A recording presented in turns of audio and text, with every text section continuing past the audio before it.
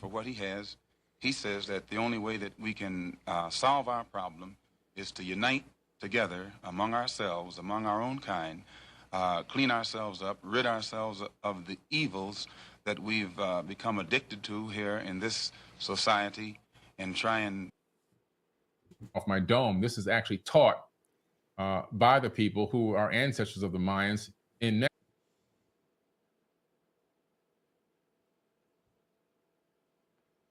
You're a philosopher? Yes. You're a philosopher? Yes. You're a philosopher? Yes. You're a philosopher? Yes. I think very deeply. I think very deeply. And you two motherfuckers need Jesus.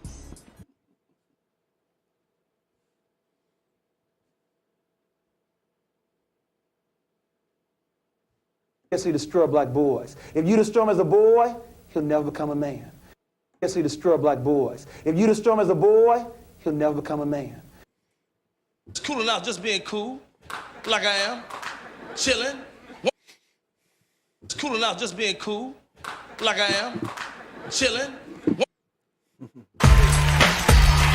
You don't understand.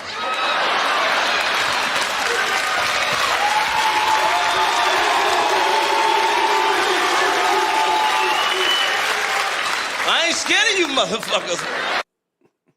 Joe V, he looked down, seen her feet, the nigga went berserk, killed the monkey, threw the bat out the window, start kicking that bitch in the air. My eye, plus I'm in love with a bitch I can't stand.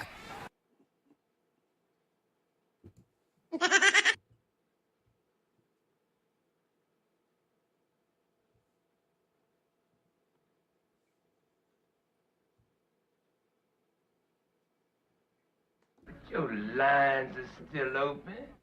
Oh shit, you can get it, nigga. You wanna get it? That's what me and this nigga do. We pick something and then we rant about it. I think we OD'd. It all breaks down to, what does this mean to me? What does this event mean to me? How does this event affect my thinking? Affect my way of life?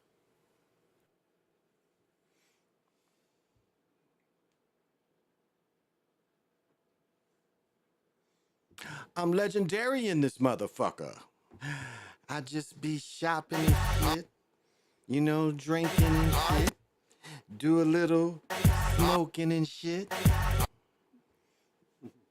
I'm legendary in this motherfucker. I hit the loot juice and pulls up in the heavy. I'm a walking dead man is what they call me when I hit the loot juice and pulls up in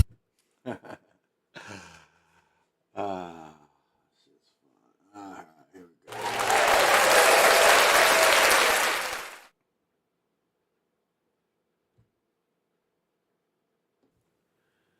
To the east, to the north, to the west, to the south, above, below, and the middle. To the east, to the north, to the west, to the south, above, below, and the center.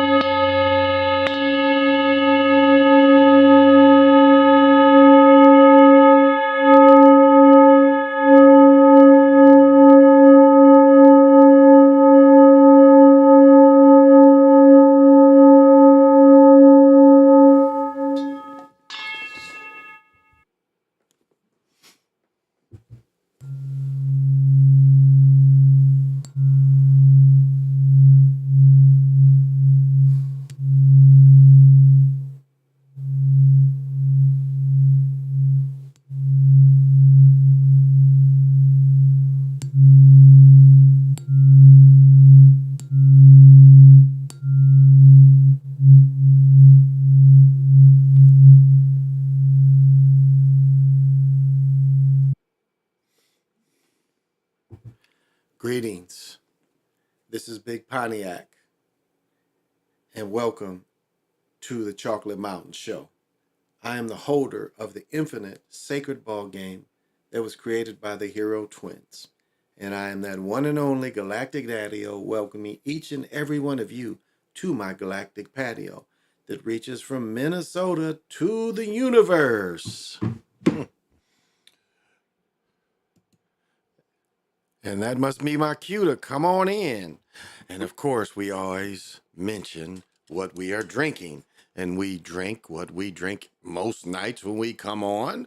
This is the most nights that I've broadcasted. I normally drink this. This is the best beer in America, in my opinion. And I have very exquisite taste buds. We got Great Lakes Elliott Nest. So pop them if you got them. Pop them if you got them. Because we're going to have some of this good amber nectar. Ooh, ambrosia. Ooh. And we still have the vegan Delta 8 gummies.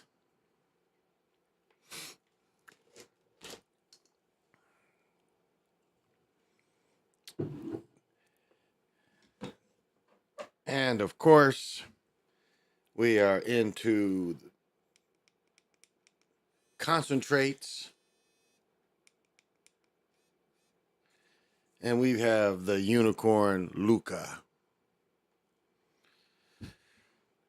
And we are going to be chewing on the Blondie, Acid Blondie.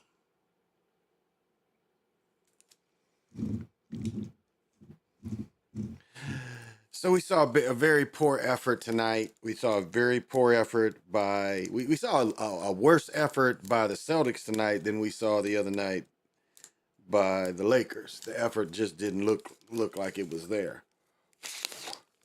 I mean, this is how they staged the game. It's like Boston pulled everybody out, but then the team comes back. So the starters is losing by 30, but the substitutes come in, the normal bench players come in, and all of a sudden they get within 10. And then they didn't even put the main players back on there. So smoke them if you got them. Smoke them if you want them.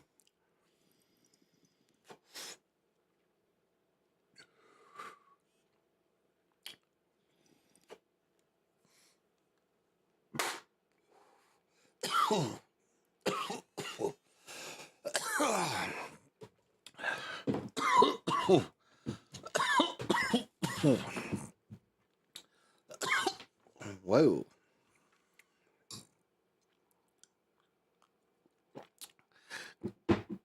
Good googly woogly. So that was my observation on that tonight. Seems like the agenda, same agenda. And what are the odds that both games will be 3-0? So Lorenzo, thank you for joining. Ooh, Crazy Sarge, thank you for joining. Chiefs guy, why LeBron shooting all them threes? Hey, he wasn't shooting them. He wasn't shooting them in the fourth quarter. He sure ain't been shooting them in the fourth quarter. It's clear as day. Nuggets versus Heat in the NBA Finals. Well, that does seem like the obvious choice at this part, and I couldn't really argue that. It does seem like that is coming. However, I think the Lakers can still win one game. I don't know if they're, I don't know. Boston doesn't seem like they can win one game down there. Now, maybe I'm wrong, but that's what it seems like. I say Lakers have a better chance of winning one game than Boston has a chance of winning the next game. So all I'm saying is tomorrow night, it wouldn't surprise me if the Lakers win. Nah, it wouldn't surprise me if they lose, but I really think they're going to win one. Now, Boston, kind of a hard say. That's kind of a hard sell, but they might be done. And just the way, if you look at how they talk about teams, and they were, these guys have been so great all season long, but all of a sudden they can't play together. That's what Barkley and Shaq was saying. They're none of them are play together. There's no chemistry right now. And all these excuses on these people that have been playing together all season.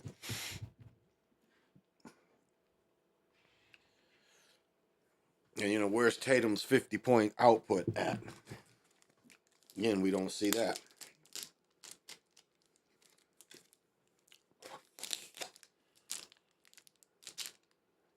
There we go.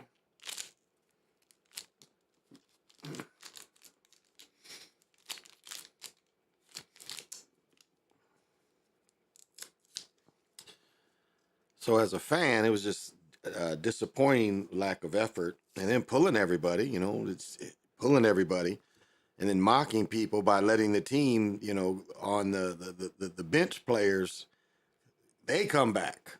But when they came back, then they still didn't put the rest of the players in. I thought that was interesting because the bench players, I think they got it back within, I think it was 10. And then they rattled back off to 20 more. But I think at one point the bench players had got the game back within 10.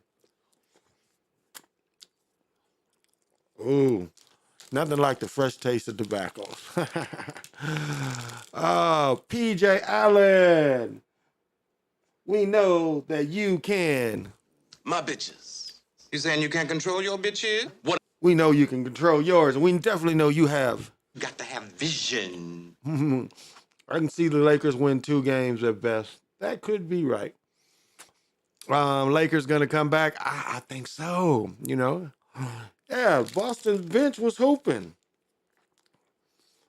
And then they still didn't put, after they had kind of came back slightly and knocked the lead, you thought they'd have put the rest of Boston players in. They didn't do that.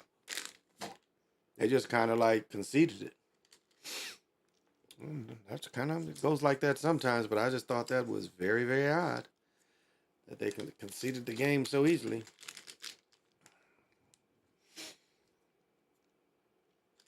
But this has been a great, great, great day.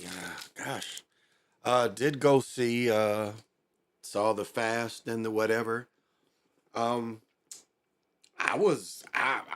Fast whatever, the fast facts or whatever. I was very impressed with the movie. I mean, this movie was action-packed from the minute that you stepped into the movie to the very end. It was full of action, not a lot of stupid talking. So the CGI, like when that mug drives down the Hoover Dam, you know who Toretto is in the Fast and the Furious. This is what it boiled down to. There used to be a movie called 24. In 24, all he needed was a cell phone and a pistol. Now we know all John Wick needs is just a pistol. Toretto is John Wick, but with a car. It's like they had trapped him onto the Hoover Dam with 2 trucks. They had 2 automatic trucks that was about to smash that Charger. And what he told him was, he's like, you know what though? You left me the car. He trapped them helicopters you see in the trailer, and he's knocking the shit out of people. That was a pretty good scene. And that's who he is. He's John Wick with a car. Like I say, 24, he needed a 40, and he needed a cell phone to save and fight the world. John Wick just needs a pistol to kill motherfuckers and maybe kind of save something. But Toretto, just give him a car. He can get out of any situation in the world. I'm one that I hated chase scenes. That was one thing I hated, especially TV. In movies, I just thought it was a waste of time. It's like they want to waste time, so they'll have a chase scene. That's the way I used to look at chase scenes. But they've enhanced chase scenes to the 100,000th. At one point, what's his name? John Moneta. What is Aquaman? The Aquaman dude. And my fiance pointed this out, and she's absolutely right. So they have him being kind of feminine, even though at times he does, crack on women, but they still have him being feminine. And it's almost like, the deranged person has to be kind of have feminine tendencies. And I thought that was kind of a put down of just people in general, saying that, you've got to be deranged a little bit. So that was one problem. Just kind of jumping around. There's a gym, like the people I was going out, and the people said, don't leave yet. And so we started watching, and at the end of the movie, The Rock comes in. So they bring everybody back. Everybody has a little cameo, and they're fighting. Everybody's fighting all the time, too. But they say a couple things that's very interesting, because the Vatican gets attacked. And they say a spell. And what the spell they say if the Vatican gets attacked, if the Vatican gets destroyed, the world gets destroyed. And that's kind of under that document of Discovery stuff. But I thought that was interesting. They put that in there. If the Vatican gets destroyed, the world gets destroyed. And why would that be? Why would that be? So I thought that was interesting. Another part at the end, people might have not picked up too. At the very end of the movie, so basically in the beginning, I'm gonna give spoilers. So you don't want to know, don't listen. But I'm gonna give a little spoiler. So they release a bomb. Minota or Aquaman releases a bomb, and the bomb is like the rolling bombs that they used to hit. They could release them in the water, and they the bombs will spin and could spin into a boat or spin into the beaches and shit. But anyway. The way they get out of this thing is they knock it in the water and the thing does an explosion. Now, when you're watching the movie, you don't think that's significant. But at the end of the movie, they show that part again, and they show that part affecting blowing up the basement of the Vatican, which I thought that was you'd have to really pay attention, but that's what they showed you the bomb might have done. It might have damaged the library under the Vatican. Screenplay. I don't know if I give it great rates. I'll say for action scenes, it gets a 10. For chase scenes, it gets a 10. Screenplay, maybe 7. Maybe 7. Because it was kind of like they jumbled so much around. And this made me think too, it was almost like some of the scenes were so uninspiring. It was like they made certain scenes dumb on purpose too. So it was like the action was great, but it was other times when the story was a little slower. It was some of the scenes it was like, wow, this seems stupid on purpose. So, but overall, I would say see it. I got to see it with all that sound and shit, whatever they call that shit. That shit's really cool. Hear that shit, boom, boom, boom, boom, boom, boom. So it was good. JR Smooth, what's happening? Got to have vision. Thank you for joining me. Vin Diesel ain't his real name, is it? I don't know. He's a New Zealander playing it. He's a New Zealander who's playing a Mexican, or American, a Mexican American, but he's from New Zealand. I'm sorry, I got to say this, but wanting a Lakers 3 games down to win the series is nothing but wanting LeBron to win, so you guys can get on here and complain about the NBA rigging this for LeBron. Lakers, serious, nothing but wanting LeBron. Hey, I wouldn't put it past the league, though. I wouldn't put it past the league, but we'll see. We'll see. Because the Heat and Denver, the ratings just not going to be that great. But I see your point. It's very unlikely that they'll come back. We went to see Guardians of the Galaxy today. It was cool. Yeah, the Guardians of the Galaxy was real cool. Yeah, it was real cool. I saw it on Mother's Day, which was late because it came out a few. But yeah, Guardians of the Galaxies was good too. I like that. Lakers ain't coming back. OTF says the Lakers are not coming back. You got to have vision. Ooh. I ain't no LeBron, but I'm not a hater of him neither. Man, when the Lakers eliminated the Warriors, folks on here act like LeBron committed murder by eliminating the Warriors. That's funny. Oh, man, the Celtics look like the Nets. Oh, they sure did. And Silva, we have to ask you. My bitches. You saying you can't control your bitches? What? And I'm sure you are controlling yours. There's that bad man Silva, the technician.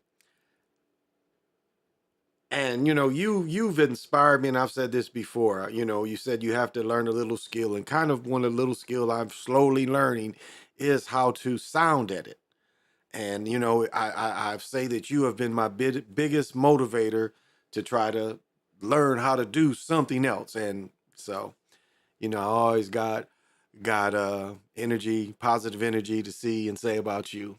Ah, the Most High. You got to have vision. Thank you for joining. Was Jaylen Brown trying to do out there acting at a low level? That's pretty, yeah, I agree. Jaylen Brown tried to do out there, WD acting at a low level. Yeah, yep. Talking about flipping the script, though, the NBA is fantastic. Yeah. Well, it is. Yeah, I should be editing and clipping. I appreciate it. No, thank you. I do thank you. You know, I think about you and it's like that's a motivating factor to me, for me.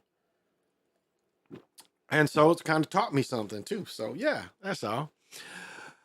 But yeah, and you know, remember that the fake script came out that says the Lakers got it in the hand.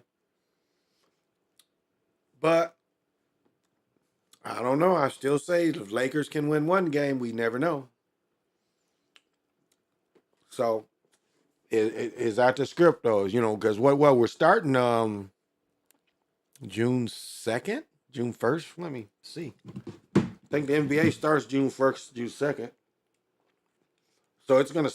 So they're gonna get some time off, even if like both teams. So if the Lakers get eliminated, I think it still starts June 2nd. I mean, what's that Sunday here? Yeah, that's a Friday. So both teams get, because if I don't know, I think because I think they said the first, June 1st. It was either June 1st or June 2nd. They said. Had to look that back up. Let's see.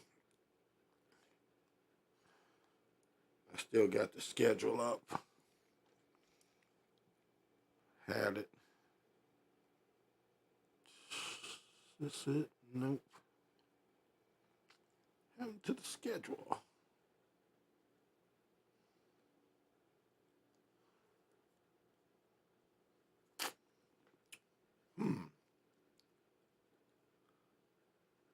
I've looked the schedule up so many times and it is gone.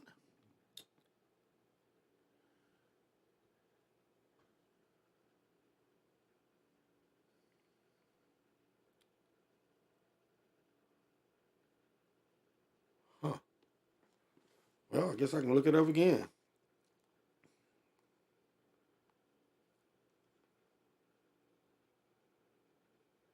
NBA.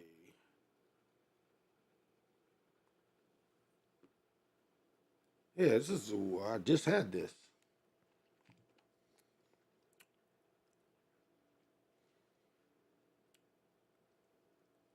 This is if it goes all the way until the 27th.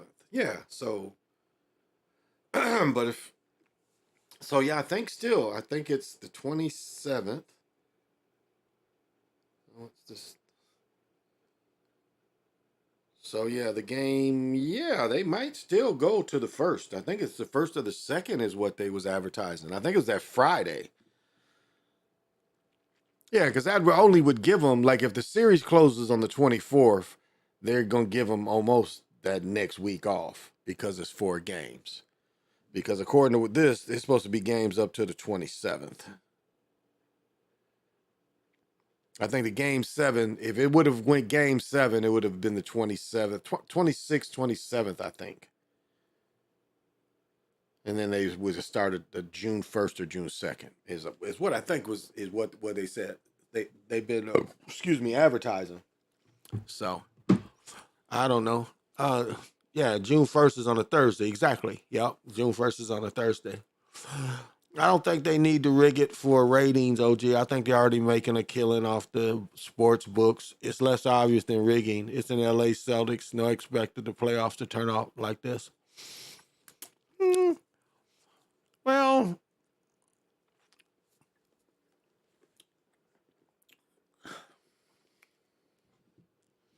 but okay, if we look at it like that, you would think, okay, it would go like this. It would go like this. People would so if we're saying that two low ratings teams, 2 teams that are not going to generate high ratings, why would it generate high gambling?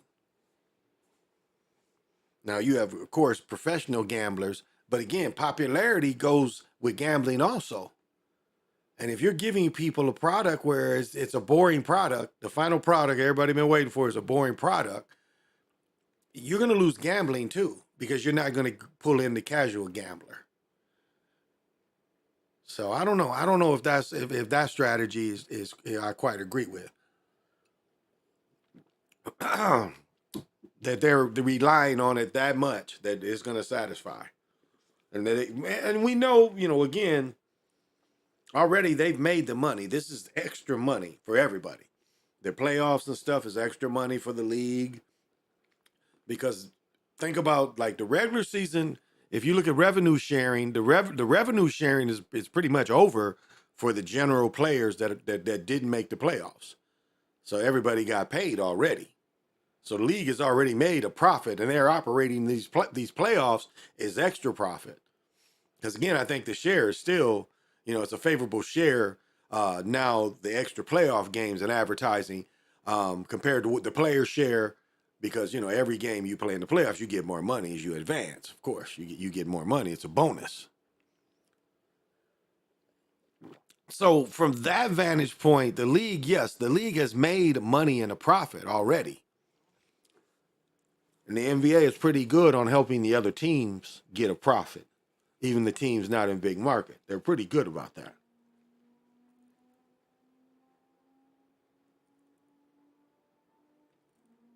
Oh. I was trying to pick up what I was hearing. It's like dude's motorcycle didn't shift.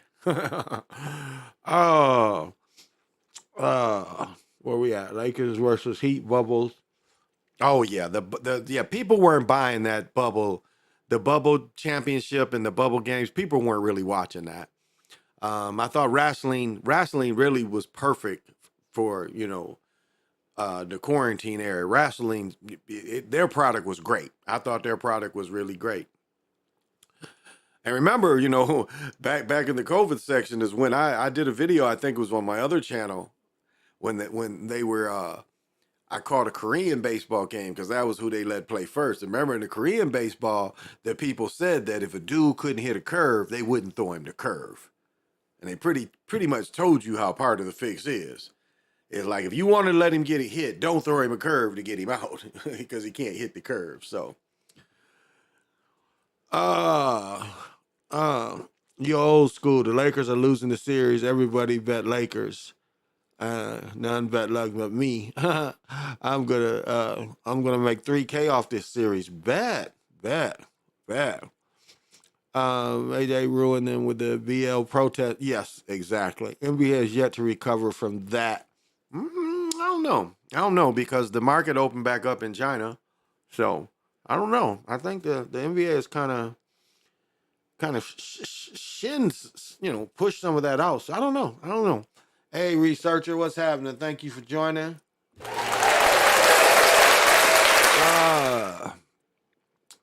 Yeah, you remember that one, Lorenzo? Yeah.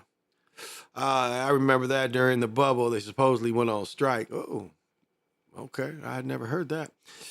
But yeah, you remember that one. I wasn't long going to let Boston, the league wasn't going to let Boston go back-to-back finals with first-year head coach, especially both of melanated cats. And that's a good point. That's a good point. That's a good point.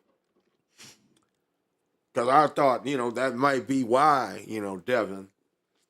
Devin would make it to the finals too. Being first year, it wouldn't be uncommon. LeBron took that other dude, Cleveland, when they went to the finals. So I don't know. It's other coaches that have been in the first year that have won the finals and went into the finals. So, but that's a good point. But we'll see. I mean, we'll see what kind of gambling numbers it draws. That's just my way of thinking. It just seems like everything goes down. Everything goes down when it's two, which is basically small market teams. So that's all. Like Ali said, they can't get no gate. But we'll see. But it's like I said this, many times. Oh. Sometimes they don't. To me, it seems like they don't trust the players, so that's why we get these blowouts. That's kind of what it seems to me. Again, it goes back to the old way they first treated Steph Curry. It was like they don't know any other way but to let, like that was, if you remember his career, 14, 15, when he was winning MVPs, the games was over in the first quarter, some instances. I mean, the game was literally a 20, 30-point lead in the first quarter. He was shooting from the locker room, and they was giving him 30 points for that shot from the locker room. I mean, it was just some of the most ridiculous basketball to watch, if you guys remember that. Really ridiculous basketball to watch.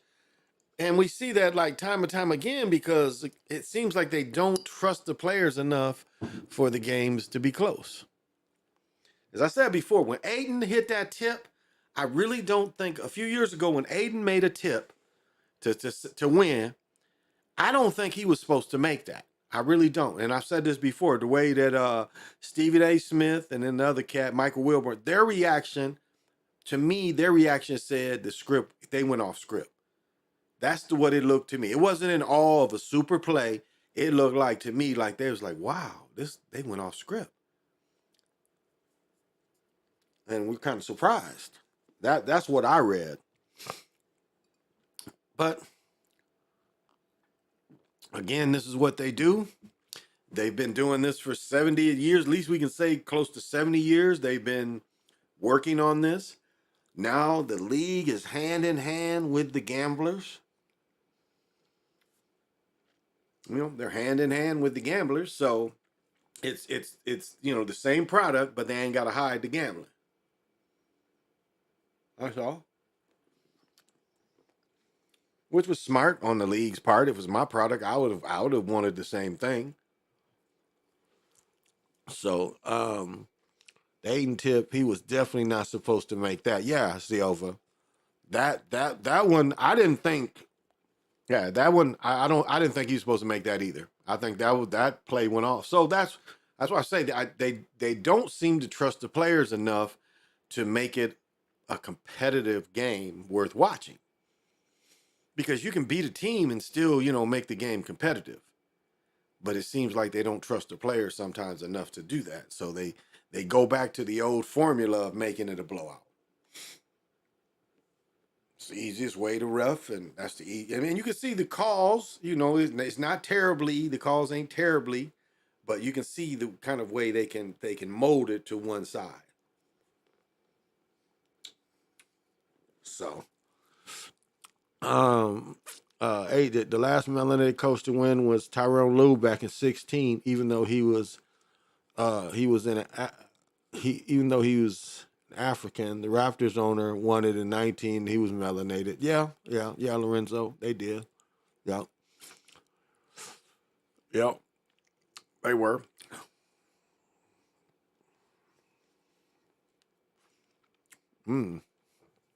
Man, it was like 2 seconds left on the clock when the Suns made it to the finals. Yeah, made it to the finals. Yeah, they got beat. Yeah, it was that play definitely did not appear like it was supposed to be. It was supposed to happen. So and we see that, and so that's why I say, as I mentioned, that to me why they go to these blowout formulas, and to me it was I've said this before. It was such a mocking when the second unit came in there and was actually coming back. And at one point, whatever close, I can't quite remember how close they got it, but it seemed like they got it under 20. Let's say I thought they got it close to 10, but let's just say they got it under 20 at one time. I thought, okay, you call timeout and you put the first unit back in. They didn't do that. They didn't do that at all. I was like, wow, they're really going to, because remember the second unit and because remember Boston went down there and scored, and then that small guard who they interviewed after the game with the headband, he drove the complete court. He took that number 11 Boston guard like right to the basket. Everybody just stood there. So it's like, oh, it's that kind. Tyronn Lue was head coach. He was coach of the Cavs. Remember LeBron, this is for Cleveland. That's right. Also, blowouts kill all the overs on player prop betting. That is a good point. The blowouts kill all the overs. That's a good point. And then watching all this blasphemy, all this blasphemy about the fight last night. As I said, I broke the fight down. I ain't think he got robbed. Not at all. I think it wasn't, as I said before, it was not 116, 112. That was entirely wrong. But 115, 113, I thought Haney beat him. I really did. As I said before, I did not agree with Max Kellerman because Max Kellerman gave him three rounds in a row. He gave Lomachenko, 6, 7, 8, and then he gave him 10, 11, 12. And I never thought that he won 3 rounds like that. So I never saw that. And so I knew that was wrong. I didn't agree with that assessment. So I don't know why all the talk about that. Now, Haney was tested, but you see Lomo's face was all tattered up. And he fought a good fight. I mean, people act like just because he fought a good fight, he's supposed to win. He fought a good fight. And it was a very good fight for both of them. I mean, Haney needed that kind.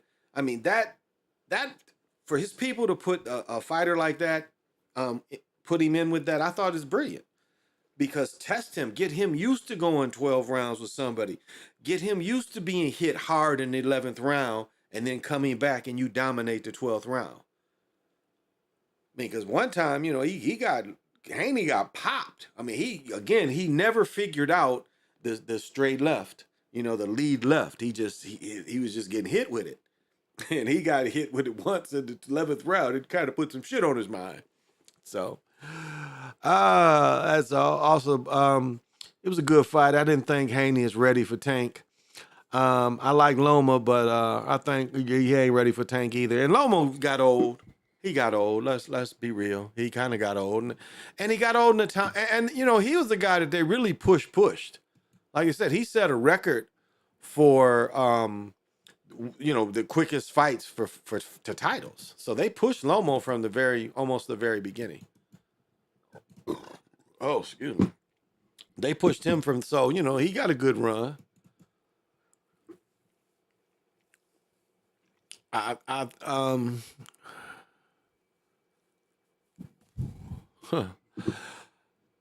So that's, I don't know. I thought it was a good fight. I was very impressed. And I don't know. I think it's wrong to say that he got robbed. I didn't see it that way. I did not see it that way at all. I saw it the opposite. I thought Haney won. I wasn't surprised he won. I thought at best Lomo could have got a split loss. That to me was his best chance was to get a split loss. Oh, what is that? Something fell. Okay, fell and disappeared. Give out that Jaguar energy to y'all. Here we go. Transformation energy. Forget to give that out. James Gant, what's happening?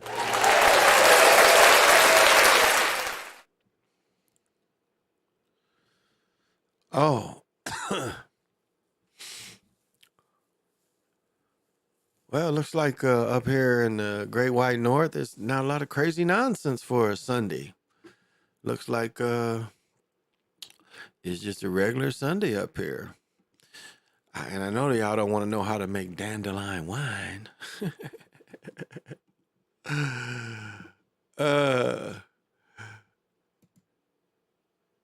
It's just funny how you look at some of these things and it's like everything they can put together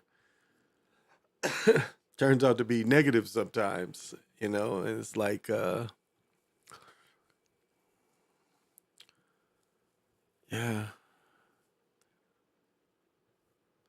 What?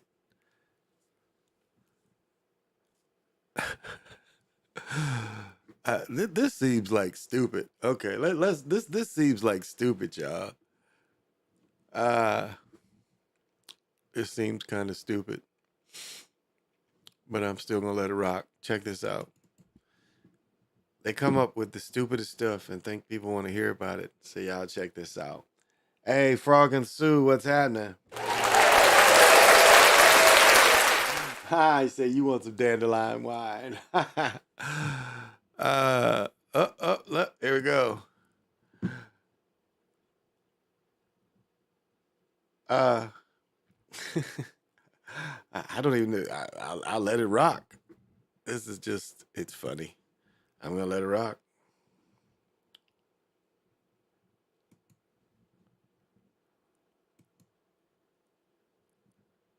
New when it comes to reaching people. As Adam Duxter explains, they're going into the wild to make it happen. At the Kingfield Farmers Market, there's what you would expect to see, but also... Oh, I think it's great.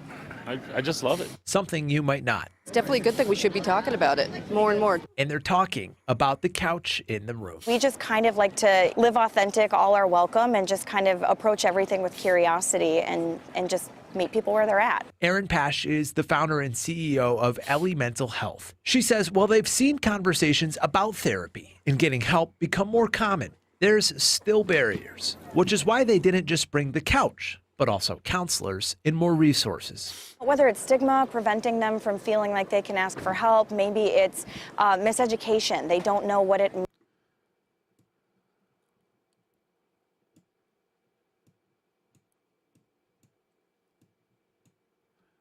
Everybody sucks sometimes. My therapist knows what you did. What? My therapist knows what you did. What is this? I can't see. Freaking the blank out for the whole family. Damnly. Everybody sucks. Freak out. It's totally normal to freak out. Okay, I don't know about that. But okay, let's go. Whether it's stigma, preventing them from feeling like they can ask for help, maybe it's miseducation. They don't know what it means. You know, maybe they just... Now, she's not totally beautiful, but she's not ugly, and she's dressed appropriately. You know, her hair, she gave a little extra effort in her hair. And so, okay, I'm not mad at you. Let's go. Don't have resources and can't find a place that covers their insurance. People don't reach out for a lot of various reasons. I think it's like a generational thing. The more comfortable we get, the more comfortable Okay, let's go. our kids will get talking about it on the daily even. Market customers like Pat Clements welcome the addition. He's happy to see the conversation going. The key is when you talk and people don't fall down in front of you like, oh my gosh, you really, you know, when they accept you and they go, oh yeah, I've been through that too. That's the key. Life isn't easy, but don't give up, struggle. Because if you struggle, when the struggle's over. Okay, you know what this reminds me of? Check this out. Tell me if this ain't it. Check this out. Doesn't this remind you of Charlie Brown and Lucy? Remember when Lucy make Charlie Brown give her a nickel and shit? She'd have her shit up that, this is a psychiatrist, and, Charlie Brown would give her a nickel. And this is what this remind me of. This is why I showed this, because that when I read this, I was like, this is that Charlie Brown Lucy stuff.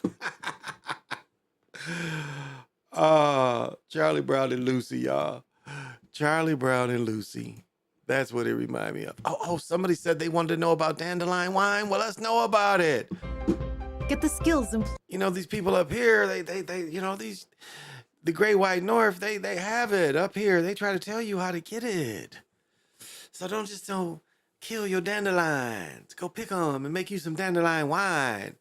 Right now, we're going to all learn how to make dandelion wine. And for giving out this information, y'all got to all send me maybe just some good luck or something. So ask for dandelion wine. Let's hear about dandelion wine. Here we go. Let's go. Tell us about it.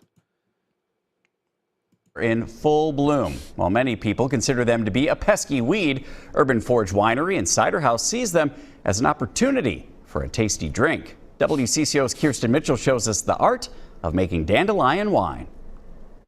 A field of dandelions isn't what some homeowners want to see. It's an underappreciated plant, I would say that. But for Jeff Zeitler, it's the perfect place to find enough of the weed to turn it into wine.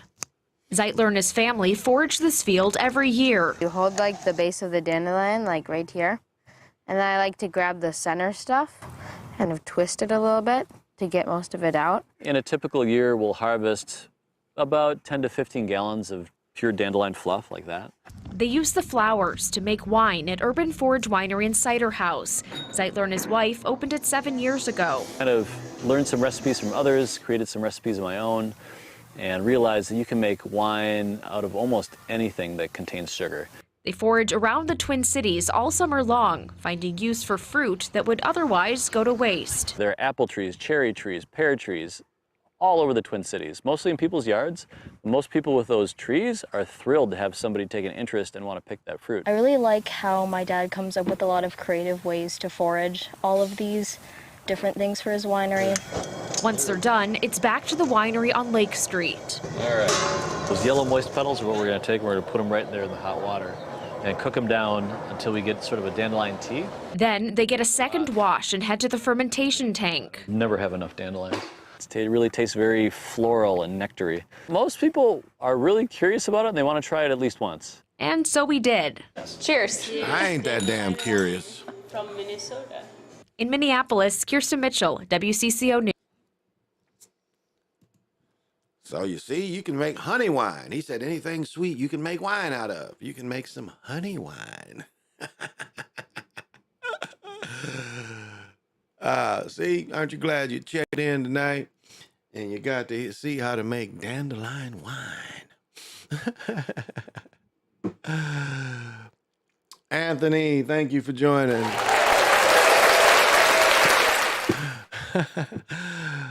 Sit there on the couch and be a bunch of whiners. 49ers. I thought counseling, 6'7", is that what you gave the movie, Anthony? I thought counseling was to be confidential. They breaking all kind of HIPAA laws. Yeah. Maybe those two obese women should walk and talk. Hey, yes, yeah, you didn't lie. Yeah, we probably needed to put them. Yeah, it's not really nothing going on up here. I mean, it's the same stuff that's been, it's been pretty, which is good. It's so much sensational stories. Yeah, not a whole lot. Not a whole lot going on up here, y'all. So that's good. That's good because it's good when you don't have like some of these terrible tripped out stories sometimes. So that's a good thing. Let's see. He says dandelion tea is delish. Try it. Good for you too. Thank you. Oh, Devin Harvey needs to fight Tank Davis, or Javante Davis, or Shakar Stevenson. Yeah. I mean, that's what they're building up. They're trying to build up these people because that was a great fight, and that fight helped boxing tremendously. And you can't say that, Haney got hit and he still continued. He still tried to figure him out, and in the 12th round, he fought him hard. He did like what Ali would do. He fought hard in the 12th, and I think for a lot of the judges, that gave the icing, and that's what I thought as well. That he still, despite, getting the hit, but it's like the whole fight, he was popping. I mean, Lomo's face was lumped up. So that didn't come from getting scratched. That came from that leather popping him in the face and the body. So to me, that was great for boxing. For boxing to have such a high level, great, and I don't know the pay-per-view numbers, but such a high level fight was great. That's great for boxing. And so if he does fight these other people, people can say, well, he deserves to fight them because he fought a great fighter. He still showed heart in the last round. So that was great for boxing. It really was. Right now, I say that's fight of the year right now. To me, that's fight of the year right now. And that's why I say, you take anything from either one of them, you're shorting both of them because they both fought great. They both really did fight great. And to me, I watch a lot of boxing, and to me, that's like fight of the year. That was a great fight. So, people are hungry. Hungry boxers aren't you entitled? Gladiators. Yeah, they are. People love when boxing, and the biggest thing that helped boxing was MMA. Mixed martial arts is what helped boxing. The interest in the mixed martial arts made, and I don't even know purposely if it did it. I think that the interest in mixed martial arts really, I think accidentally it helped boxing. It helped it because the interest in those matches also put interest in boxing. And I don't think they planned it like that, but it did. If you watch all the phenomena, boxing, when MMA picked up, boxing kind of picked up too, right along with it.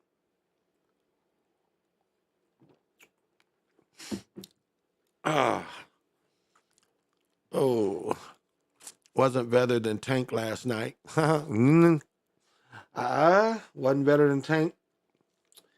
Thank you for joining, Fluiz. The older guy last week got cheated. Yeah, James, he did get cheated last week. Yeah, he did. I'll agree with that one. He got cheated last week. They stopped the fight way too soon. Way too soon.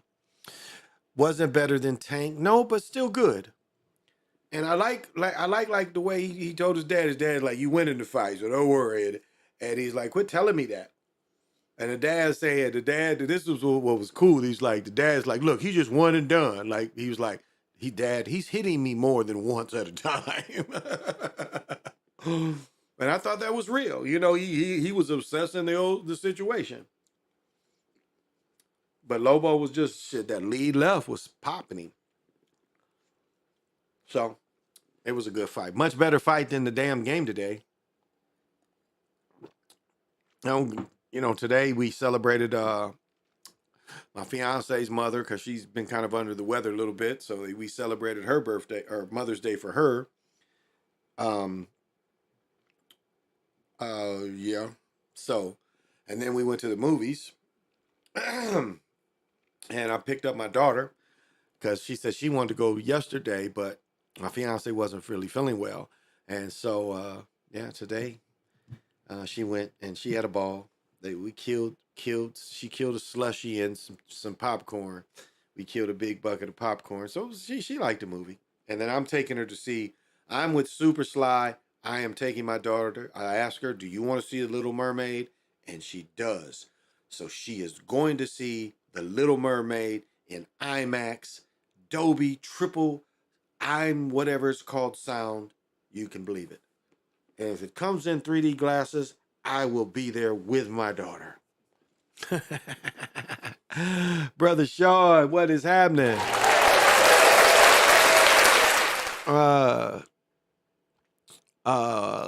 when Brock Lesnar crossed over to MMA and won the UFC title fight is what helped the MMA. The finesse. And that's a good assessment. That's a good assessment. But my just point was that from a fan, because remember, boxing was taken off TV other than Showtime at a point. ESPN had completely taken boxing off television for a number of years.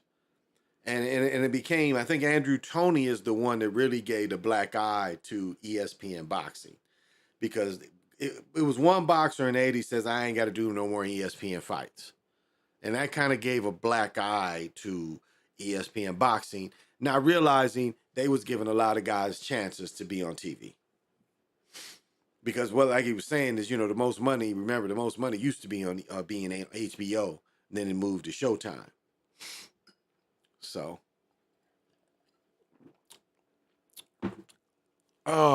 money got folded by that Chinese guy. Maloney got folded up by that Chinese guy. Okay. What movie did I see? I went to see the Fast and Furious 10. Fast and Furious 10. Went to see that with my daughter. Super Dolby. They call it Dolby IMAX, all that. It was cool. As I said before, Toretto is John Wick, but with a car. That was Toretto is. John Wick with a car. It's like, yeah, but you left me with my car. And that was so true. Left him with his car. And even the CGI was great. Because, they had, for him to drive down Hoover Dam, they had to use CGI. But that shit was great because, like, he's driving down Hoover Dam and, they showing because he's trying to brake a little bit too. And the car is on fire because, like, a bomb, they done, set some bombs off on top of Hoover Dam and didn't blow it up. But it's like he's trying to drive where this bombs is coming behind him. And he drives down Hoover Dam. And, of course, they got a CGI. But it's very good CGI. I mean, the CGI in the movie was excellent. I want to say that. But it's little jabs. They gave little jabs at things. As I said, people probably wouldn't even get. As a matter of fact, stay to the end when you see The Rock come in at the end. Because when the movie ends, they give you a little extra there.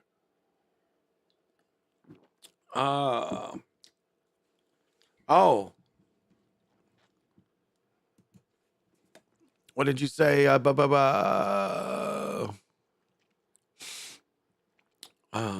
did you say? Undercard. Oh, the undercard fight? Let's see. Yeah, that undercard fight. I said that dude who got his nose broke. The second fight into the last fight. That dude, like, he came in, he hit that dude so hard. I said last night, it looked like he broke his nose.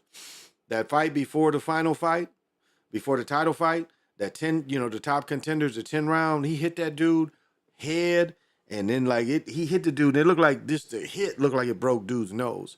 And then he punched him after he hit him with his head, and the ref didn't call it. But that was a good fight. Yeah, that fight before it came, it was, well, the other guy just couldn't hit hard. He really couldn't hit hard, but he headbutted the shit out and the ref let it go. Like right in front of him. The heavyweight division sucks. Well, we'll see. They let Tyson Fury kind of rest between his fights. So it's kind of lost its steam somewhat.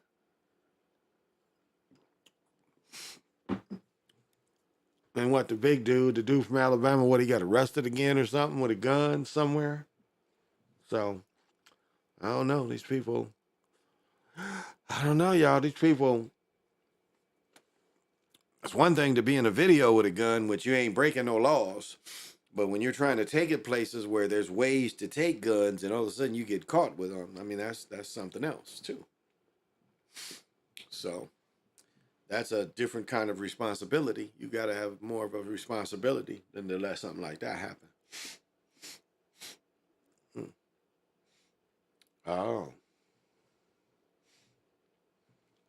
Wondering what is, because I've got the oils going, but it's a beautiful day today.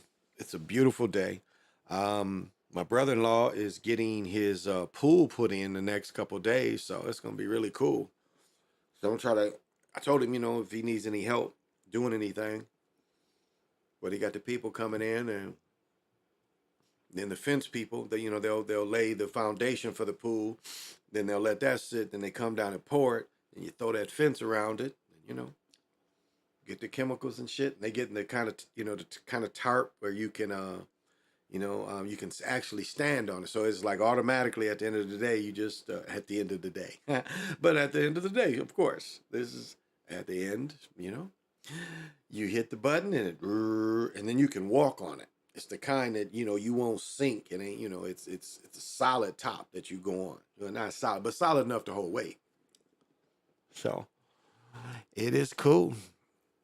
That's why last time I took my daughter, I was like, okay, you don't want to go over now. I want to hear it when that pool get in there and that you want to come over. Oh, Mac Pat. It's over for the Lakers. What do you think? Thank you for joining. I'm still sticking with what I was saying, that they can win one game in LA. They can win one game in LA. I wouldn't be surprised if the Lakers win. I wouldn't be surprised they lose either, but I wouldn't be surprised if they won. I say the Lakers have a greater chance of winning than Boston. Out of both next games, I say the Lakers have a chance of winning more than Boston. I don't think Boston has a chance of winning down there. I think the Lakers can win the game at home. Did you watch ESPN where they talked what they do with the golf ball, like it happened on Space Jam, where they talked how they do what they do with the golf ball? Well, something that you can that's been around, I would damn near say close to 15, if not 20 years, is retrievable golf balls. Those have been around a long time. I mean, I'm sure I can do a quick search and find them. So you can guys search that yourself. I mean, it's been retrievable golf balls though. And I mean, any like if you watch enough golf, and which I watch very little, but you can catch where like you can see where physics, like sometimes in golf, you can see some shots where physics is like defiled. They defied. They defy physics, because it's like they'll have a ball and the ball has energy, and then the ball just stops on a dime. It doesn't work like that, but that's what you can see in shots. You can see it just energy, and then the shots, no energy in the ball anymore. And it just doesn't, it defies, logic. So yeah, they've had retrievable golf balls for a long time. So they've been able to control golf balls. And that's just like hockey and golf. You got to kind of look at that as kind of similar in a way too, because hockey is just kind of very similar. They can control, like we can see guys where guys whiff almost on shots. That's I wish I would have made a film. One time I watched again, the guy actually whiffed on the shot. He whiffed on the shot and the puck still went in. And of course, Zach Hubbard had the best one ever, where the goalie was just, it was like nobody shot the puck. Sometimes the puck is just cleared to one side. And so the goalie didn't have to do anything but stay what he did. So he reacted to the. So imagine I'm facing you and I'm the goalie. The puck hits here on this side of me, and what the puck did is the puck hit that way inside of me, and the puck knew the way to fake out the goalie, go in. I mean, it was just such an impossible shot that it made no sense. So it shows, that they can control. And that was one of the good ones that Zach caught. Zach caught that one. That was a good one. I remember they had a game where the guy catches the puck in the air and slam dunks it in the net and raises his hands, and they give him the goal. Like all the players saw the guy throw it in and catch it. And you can't tell me the refs didn't see it. The refs just saw it go in the net. So, they mentioned to it about the golf ball. They got the golf ball has energy. Hey, Bad Beach, what's happening? Yeah, some of the golf balls is remote control. Definitely. They're definitely controlled. I mean, that's, because that's what people was getting frustrated, losing balls in the roughs. So they invented golf balls that if you lose your ball, And now you can just add a phone and it'll come back. It'll come back to you. It'll come out of the high grass and it literally will come back. And that's been around for a minute. And they're not very expensive either. They're not very expensive. So we know, that they can make, and, just as much as Tiger did have good ability, they made Tiger too. I mean, just as much as he did have natural ability, they also made him. I think he bucked the system sometimes. And I think they punished him for bucking the system. They definitely shamed him. They definitely shamed him. And I think in the truck, they tried to kill him. So I think, some ways he defies them. But just as much as, they as he was good, they created him too. Especially probably his last Masters win was probably definitely manipulated. But he's been the golden boy for golfing. Because when they making money off you, they raise you to the highest highs. And that's one part in the Michael Jordan story, or the story of Nike Rare Air, whatever the movie's called. That's the one point, Sonny Vaccaro, he tells that speech. And that's a speech that, you kind of understand what he tells you is they try to lift you to the highest highs. And yet they want to take you down. Once you get to the highest high, they find ways to take you down to the lowest lows. Remember, Jordan, Jordan and the family, Papa Jordan, all of them living high in the hog. Papa Jordan driving a brand new Lexus, and a lot of rumors was it was again, my thing is it's a sacrifice for his career, very much so. There was a couple people sacrificed for his career. I mentioned before, he had a girlfriend that drowned in a flash flood.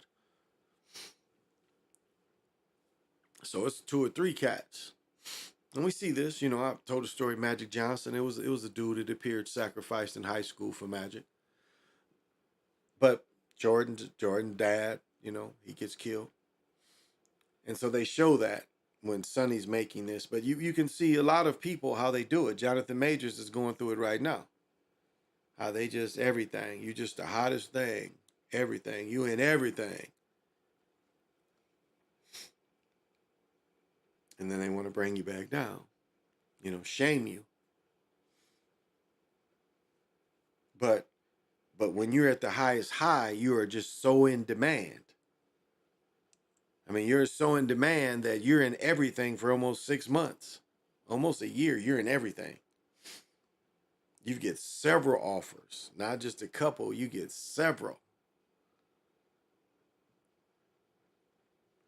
So, I don't know. I don't really care. I don't know what they're doing to Jamie Foxx, and I don't really care what they're doing to him. I mean, no matter what he's going through, he knows he's paid the ultimate price. I mean, it was, he agreed to put the dress on early in his career. So he's played the game for a long time. So you play the game, and then, when the beast wants to come calling, whatever's going on, it's something going on that he's having to pay for. Oh, let me take this stuff. Sitting here sniffing and stuff. So I don't really give a damn what's going on with Jamie Foxx.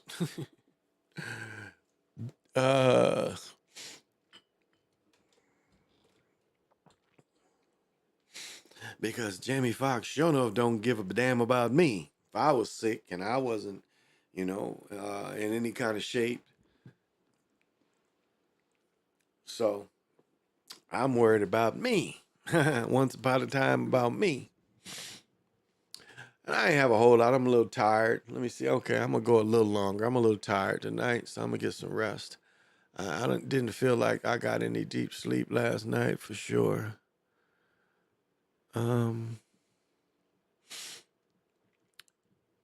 It's amazing. Whoops, is this it?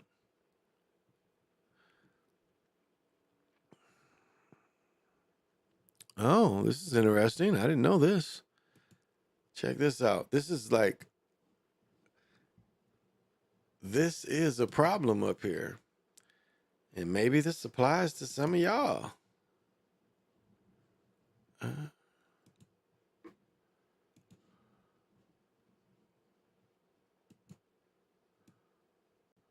Because this is a big problem up here. Check this out.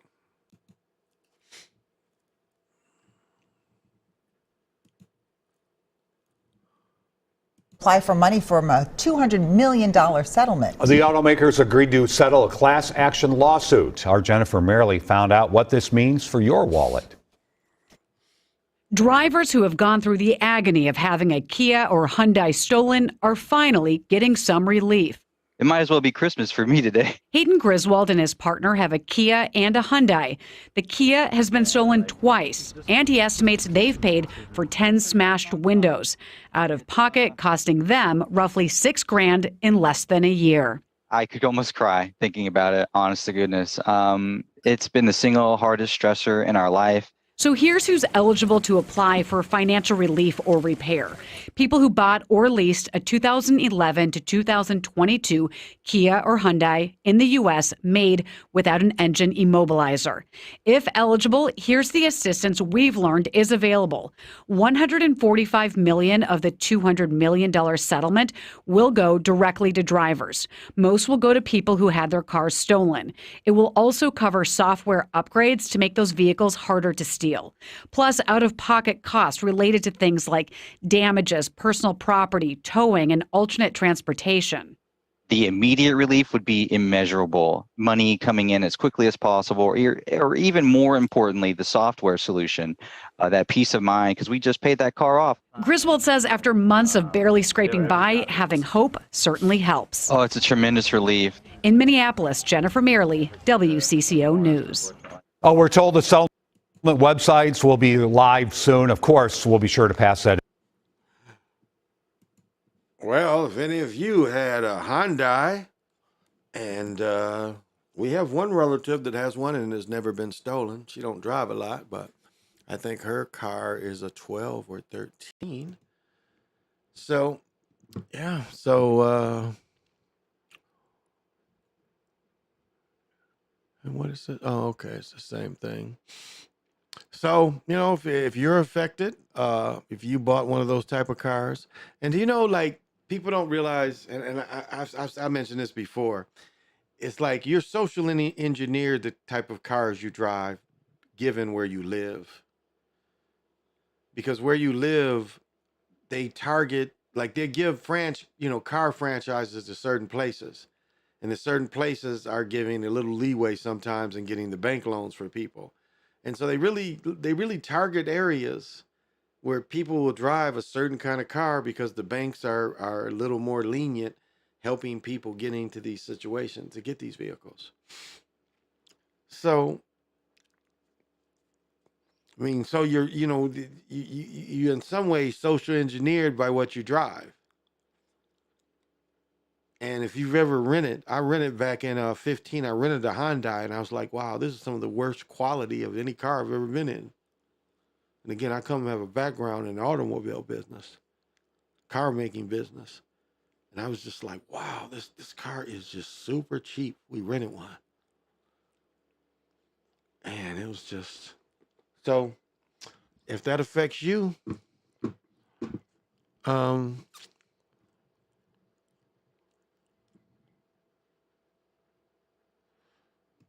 what is this?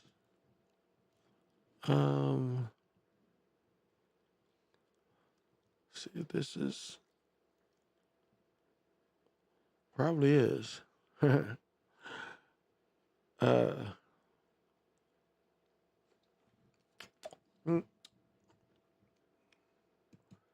I don't really want to get into that right now.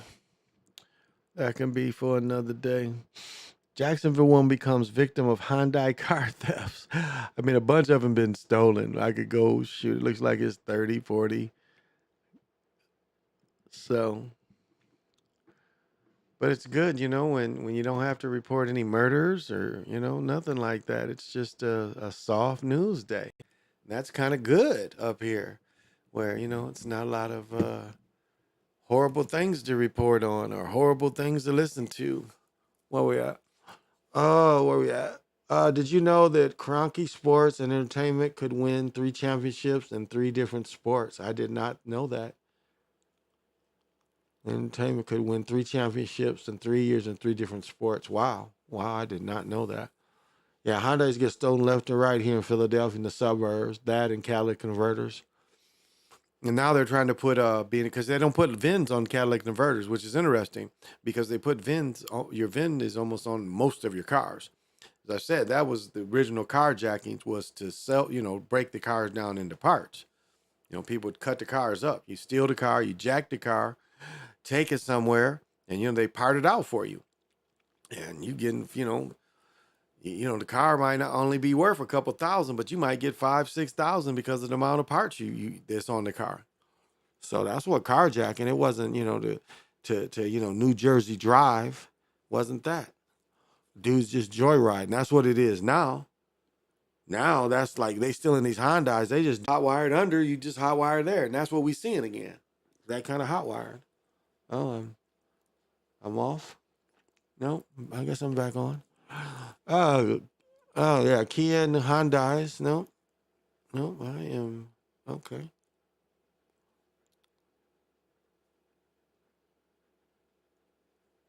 Don't know what that was. Okay.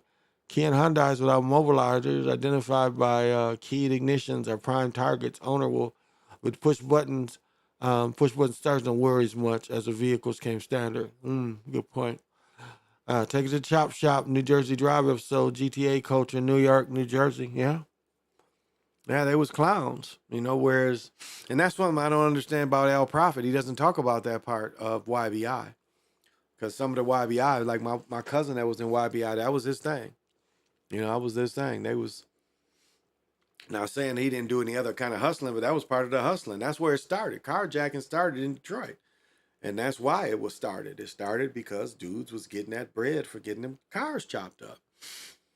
And I'm just saying, like New Jersey Drive was an insult because it never, I'll say this, at least in the part of the countries that I visited of the states, I never saw where dudes, like carjacking became that, where dudes was getting them cars, chopping them up all over the country. But it started in Detroit. Now, that part of New Jersey Drive, again, stealing cars, joyriding, like dudes are stupid, is, again, what we see today dudes doing because these cars are so easy. And there's so many of them. There's so many of them because the government wants you to buy these kind of cars. They make it easy for people to buy these cars, and people don't realize that, you're getting engineered to buy this vehicle. So, I survived New Jersey Drive, stolen cars up and down my street all week. Okay. Yeah, I've never had a car stolen. I wouldn't even imagine what that's like. My son had a car stolen because he had his car. It was freezing. He called it warming up his car. And instead of, he did only have one remote. So he didn't have, he didn't have a push start. And I don't know why he just didn't, turn the car on. Well, I don't know. It just, to me, it was stupid what he did anyway. Left his car running with his car open. Somebody jumped in and took off. Joyride his car. So, like I've only locked myself out of a car twice in my life. I've only locked myself, the keys. Only twice. So, and now it's, like my my Ford, it doesn't matter. I mean, I can lock the cars and the keys. I got a pad on the door, which, they've been doing that. Ford's been doing that for the last 20 years. You can buy a car that you can lock it and you can unlock it with, with a pass key.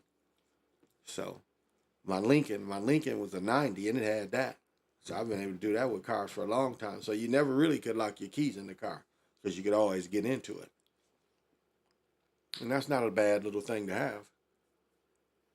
Comes in handy. So I'm sorry to hear that. Wow. But yeah, we've been seeing them all around. As I said, especially the north side up here. We've been seeing all around the north side up here. They've been having them kind of issues with those type of cars. So, yeah.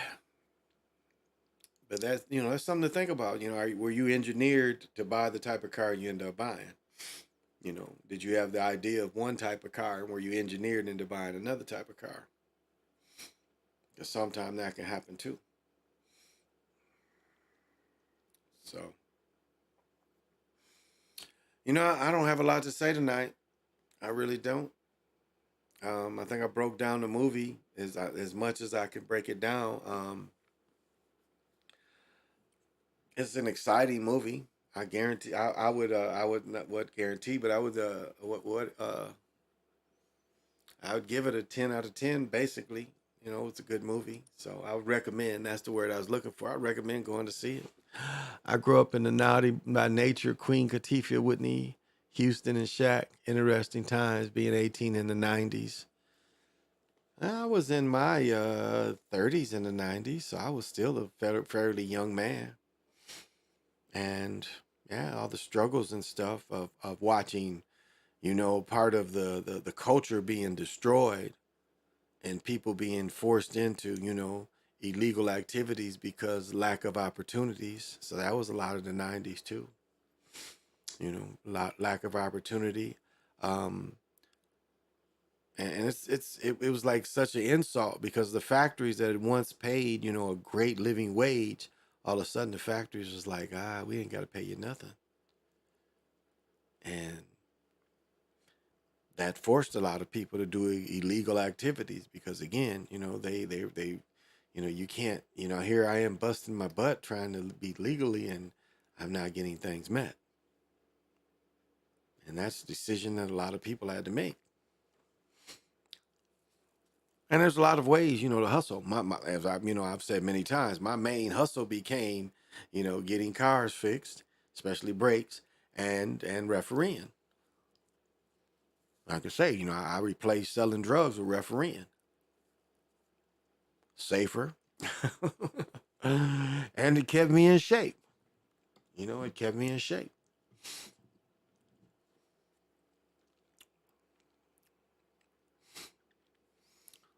And I'll say this, like no matter what state you're in life, always have something that you love to do. Like always have something that you love to do.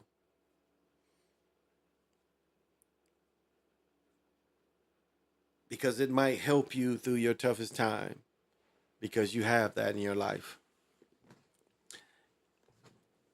It might help you through your toughest time.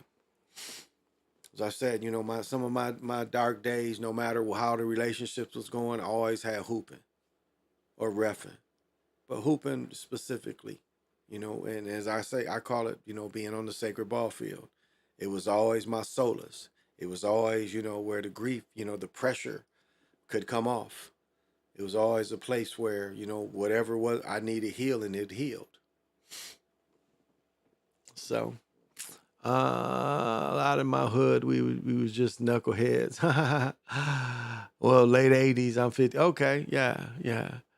Nanny, our good family man, those who survived life's lessons. Many are good family men, but it started in the 70s, just got worse. Yeah, it did. It did. A lot of it did. It did. The crime acts, life without parole. In the same time, they get rid of the jobs and opportunities.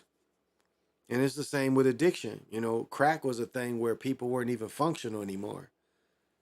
And I'll say this, one statistic that like studying, if you study some of the things that Al Prophet does on Detroit, when he talks about Detroit and the drug business, what you're seeing and what he's, one thing he doesn't break it down, but the statistics, the numbers he gives you, you see it's very clearly we had a lot of casual heroin users and not addicts. And I've said before, I live with a dude and, I know like, when they show these people be getting sick and shit really quick, I don't know if that's correct because this guy worked hard for 8 hours, and he couldn't shoot dope for 8 hours of work. Now, the 3 months I think he shared my apartment, I mean, he could have been every night shooting when he went in his room, but it didn't appear so, because we would always re-up on Fridays. You know, he would like, hey, you know, you want to go in and get some powder, and he would get some heroin, and he would speedball the shit. And he did that Friday, Saturday, Sunday. So I don't even know if I could call him an addict, because that was the only time I ever saw the dude do it. That still put him in the casual. You know, that's a casual user. And so my point is what we had in America, we had a lot of casual users. And I just give Detroit as an example of a melanated middle class or melanated working class, but melanated, you know, middle class that was still a high functioning civilization, a high functioning society, despite being casual heroin users. It didn't stop them from being productive people. When they introduced, you know, when the CIA introduces crack and Snowfall shows this, it stopped. It turned people into addicts and not casual users anymore. Because for some people could not, it's like up to a point, it's easy to be snorted and be a casual snorter. But when people would smoke crack, they would just, they became addicts. They couldn't really function anymore. Their only thought was chasing that.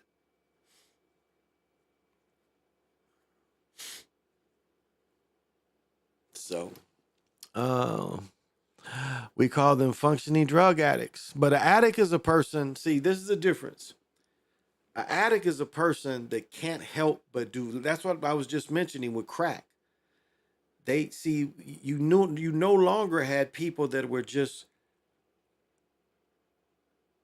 casual crack users. Crack turned people into full addicts, most people. It was hard for most people not to be an addict. And again, an addict is a sickness. Is this person thinks of nothing else but getting this drug over and over again.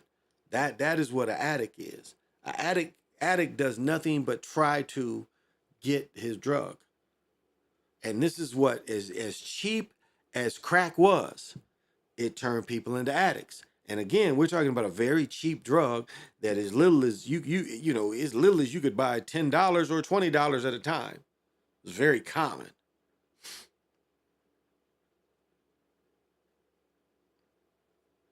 So that's the difference compared to a casual user. It can use it and stop and move on and do other things.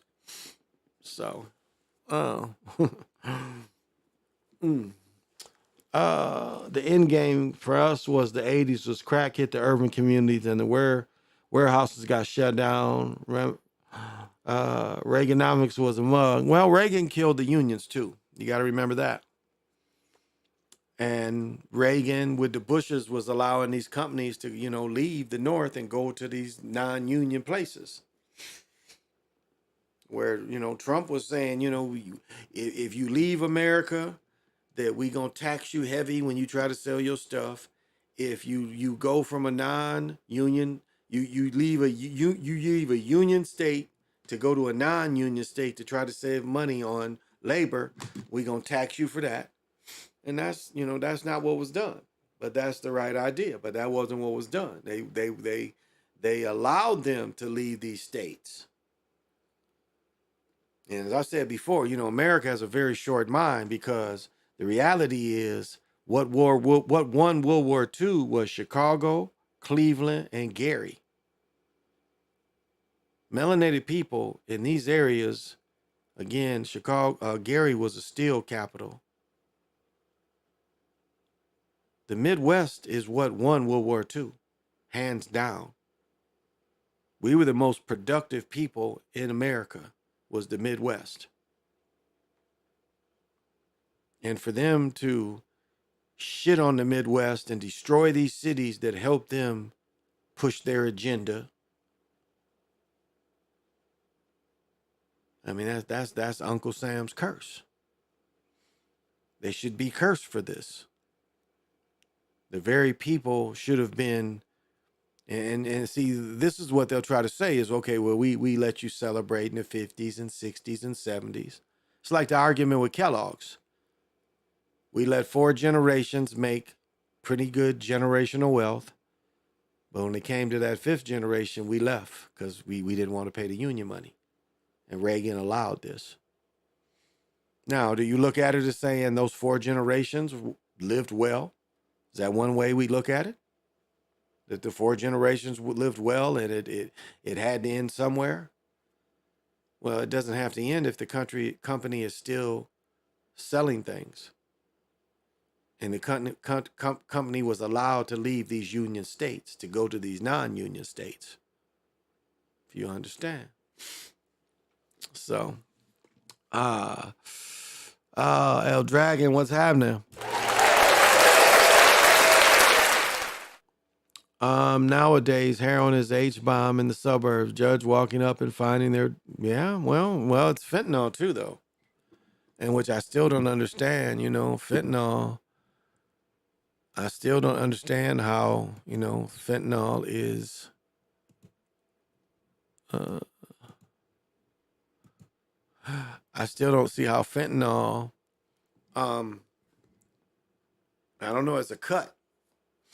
Doesn't make sense if people are ODing off it. It's that cheap, and I don't know. It's just hard for me to understand that. Doesn't make a lot of business sense to use that as a cut or use that even as a replacement. And I mean, it's a true fact that, junkies, if a couple people OD, junkies would want that. But you never would see people ODing off snorting. Like Lynn Bias and Don Rogers is the 2 examples of people snorting some stuff and dying up until, modern times. Because now, they're saying if fentanyl is in cocaine and mixed you could, if it's not mixed properly, you could OD. But they could say, they hit you with the Narcan, they can save you. Well, no, they say the fentanyl, fentanyl doesn't work. The Narcan doesn't work on the fentanyl. So, it's kind of your ass. As Richard Pryor would say, it's your ass. Yep, heroin laced with fentanyl, exactly. And this is what's killing people. So, I mean, it logically, it doesn't make a lot of sense, but again, I ain't putting it out there. So to me, it's like it's not worth trying to snort anything. It's not worth trying to inject anything. I mean, you have to really know what you're dealing with. And it seems like a lot of people that have a lot of years of experience of dealing with heroin are still getting fooled by getting heroin and fentanyl. Because if you look at the average, again, if we're just saying casual heroin user, they know the general amount, they know the type of cut they have. I mean, they can tell and the type of amount that they can, take. I mean, you again, when you're talking about even a casual user, they generally know the amount that they can do that is, sufficient to getting as high as they need to get. So, oh, you're welcome. No problem. I'll be forgetting to do it.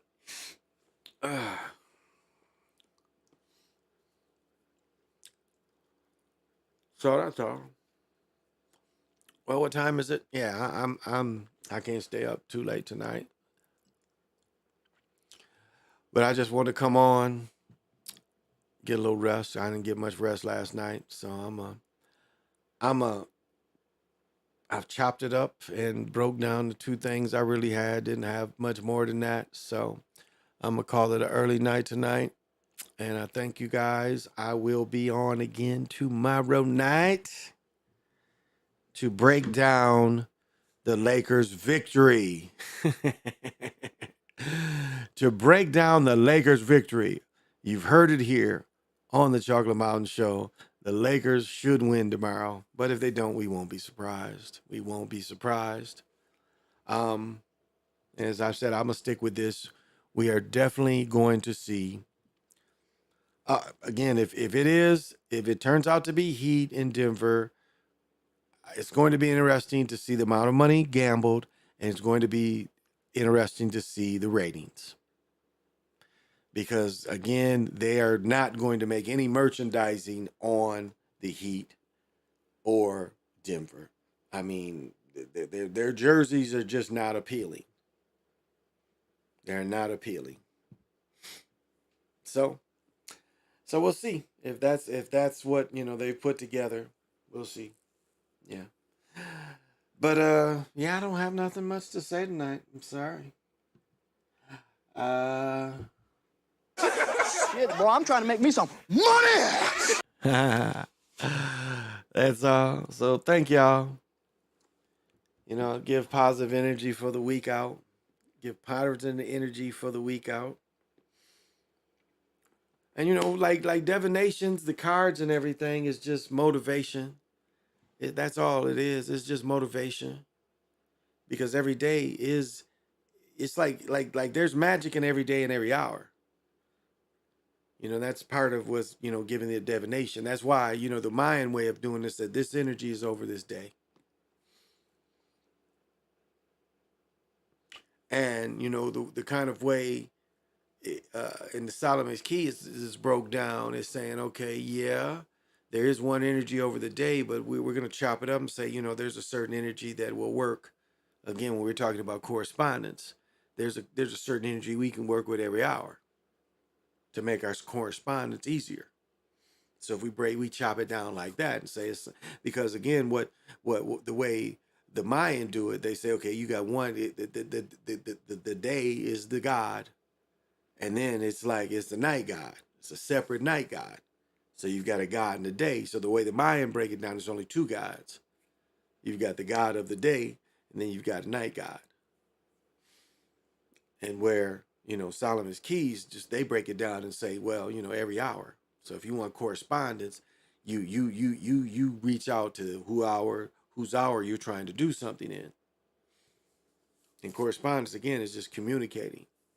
It's finding a way to communicate whatever, your specialty, whatever your skill, your sensitivity is. That's what correspondence is. And some can have correspondence through meditating. But when you meditate, you do the most to set up the greatest way for whatever you're trying to communicate or whatever you're trying to reach for your own personal movement through space-time, whichever level you're at. And again, you can't compare your level to anyone else. Whatever works for you works for you. Whatever magic works for you.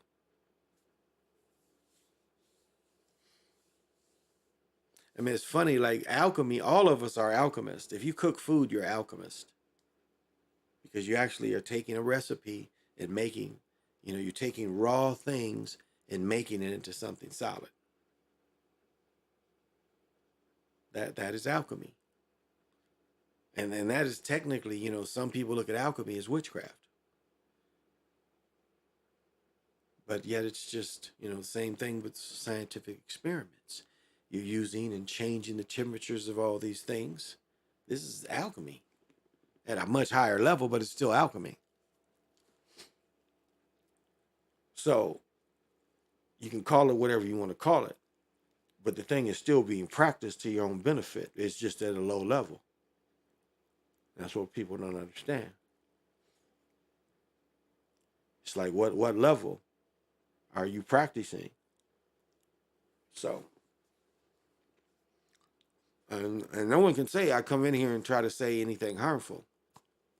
Because some people give out information that I think is harmful and slightly misleading. Because if you have such a following and people take your suggestions, and you're not giving the whole story, when you found one part that is your thing, and you're discouraging people from even looking at this information, I think that's wrong and that's misleading. Because it's up to the individual. Because if you're not going to tell the whole part of something, especially if we're talking about these books, you can't just pick one little part.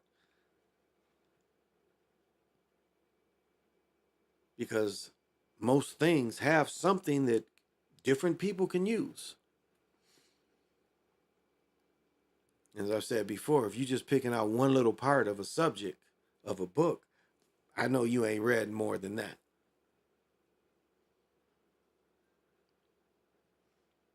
Because the thing that's responsible is you put the information out there. You say, there's this information. And this part of the information I think is bullshit. That's a fair assessment. That's a fair assessment. If you say this part right here, I disagree with. I don't think you need to do this. That's a fair assessment because you're saying this part right here. And if you admit to say, well, I didn't read the rest of it. So I can't speak, but this part right here is bullshit. Okay, that's wrong. But that's right because you admitted that you didn't read the rest, that you disagree with this small part. That's how you should present it. You say, well, I think that part is wrong. I think that's a step you don't need to take. Okay, that's a fair assessment. But to say all the work is BS is not responsible, especially when listening from someone who has studied this subject and knows all the work.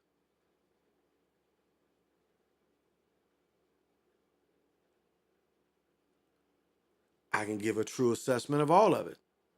And I do. I give my assessment on what I think the average person could find useful in the Tibetan Book of the Dead. I will say that the Tibetan Book of the Dead, I tell what I think is useful for everybody. And it's not easy to look that part up to see if it's useful or not.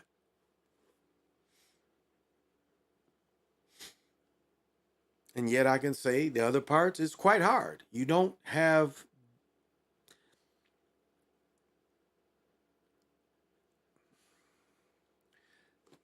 see, there were steps taken for some. And how can I explain this? It is like, it's the easiest way to give an example.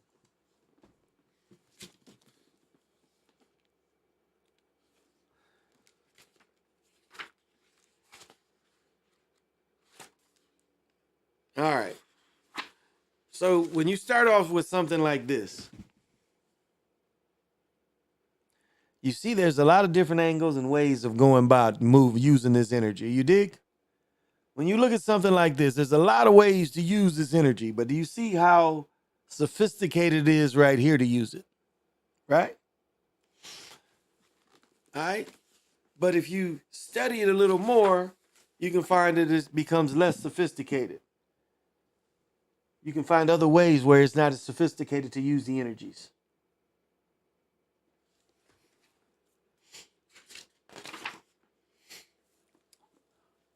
And of one of these, you might be able to use this. You dig? So I've just showed you 5 or just 6 different ways of using this energy.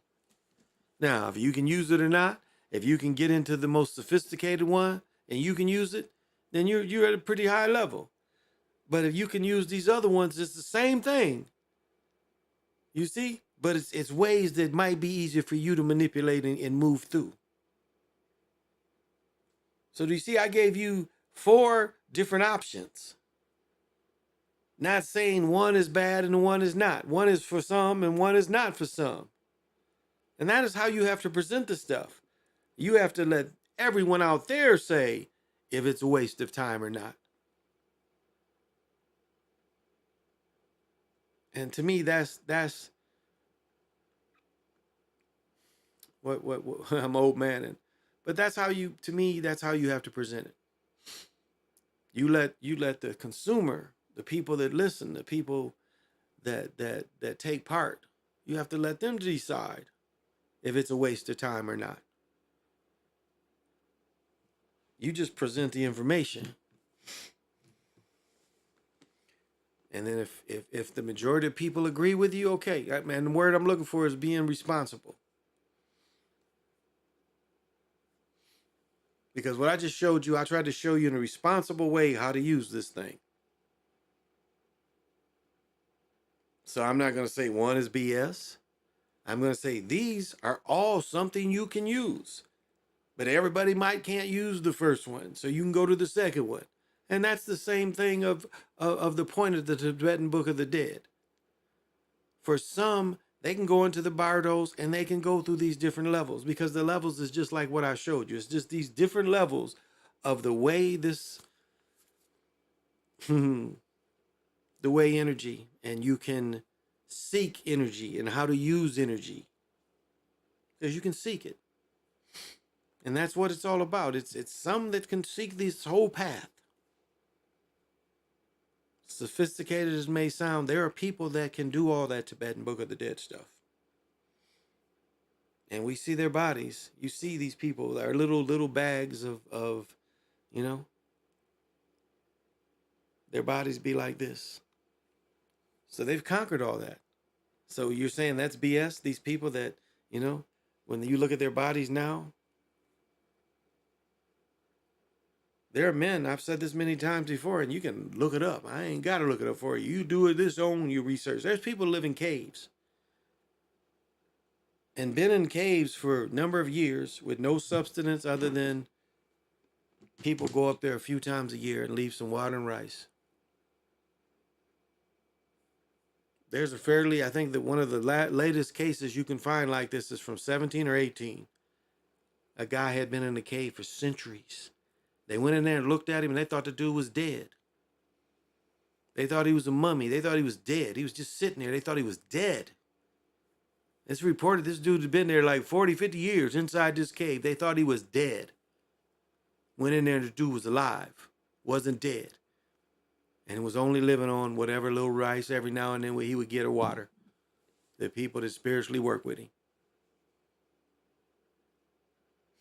There's more than one case like that. It ain't just one case. It's more than one case. So, you know, there's a practice where these dudes who practice this, they can live this. And so you're insulting all them that practice this. You're insulting the whole practice. That's all. And I think I do insult practices. I understand.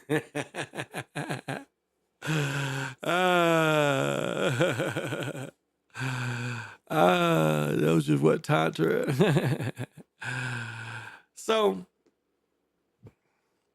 let people decide for themselves. Say, this is what I got out of it. But what do you get out of it? And I let you decide, not me, you. Now, you know, I am very hard on flat plain. I am very hard on the mud flood people. But just because that's what you practice doesn't mean that we ain't something we can sit down and talk about. I know I let my ego get in the way, but it's not even about that really, because there's a lot of people that feel that way that I like. And I really, you know, can open my mind, open myself up to other ideas and opinions. Now, I'm not one for the people that channel. I see a lot of, I don't see them doing the steps. Like when you know, these sisters,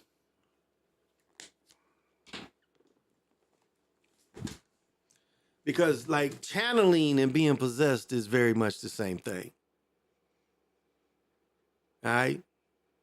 And like when these sisters become possessed and they make a trade, because the way it really works like this. And this is the difference between channeling. And this is right here. This is the difference between channeling and being possessed.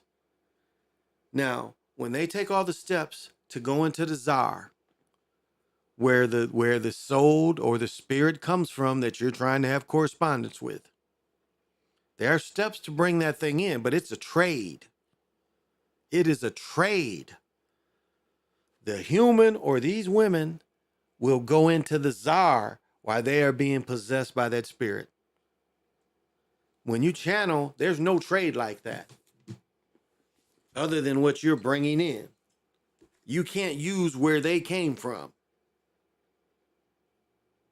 So it's not a trade. You are being suppressed.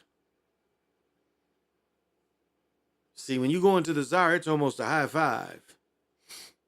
And you don't need to be possessed to go into the czar. That's the other part. It is open for it is open to use. I'll say that. That's the other part. That part. No, that part. This part. No, that part. Maybe my part, your part. But these are just things to consider. That's all. That's all. I'm not totally right, but I'm not totally wrong. And even when I'm wrong, I am right. Well, thank you guys. I'm passing out that energy. And it's like when I do the divinations, it's just having a positive day. That's all. I just want you to have a positive day and give you an idea of some positive energies that you can work with. So, yeah, that's a good point. When you mess with spirits, you may not get the better part of the deal. Meditation is the key, not channeling. Again, channeling is unfair because you're not going into wherever that spirit it's pushing you to the side and it's pushing out whatever. That's not fair to me. Again, the difference in the czar is when they do all those steps, it's a trade. You get to go into the czar while you're being possessed. That's how they do it. So it's a trade. It is a trade. It's not just being used to bring out the message for the humankind, and that's what I see.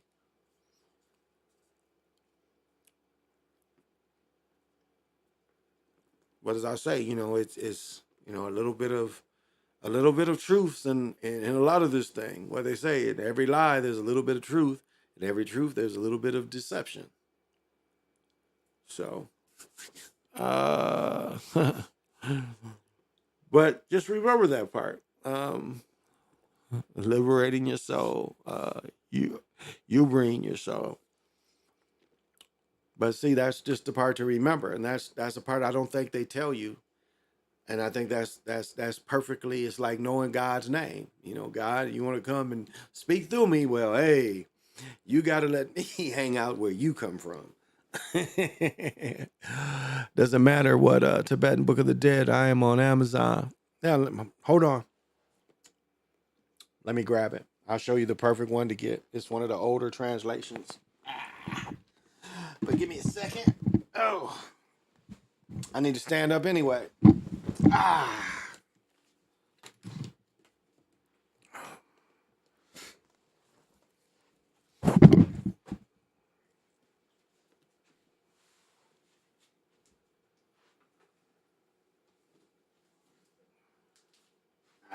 Fooled.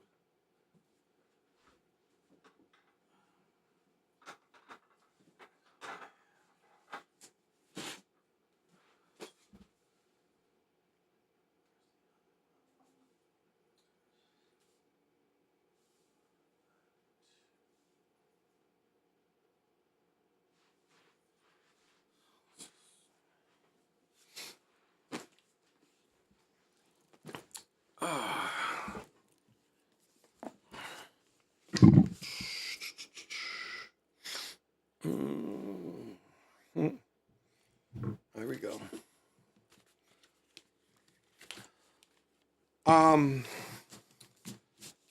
This is I'm trying to think the reprint on this one. But this is one of the trying to think of how to describe this.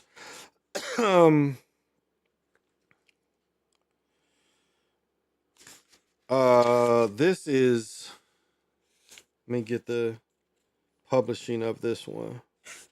6, but that's not the first publishing.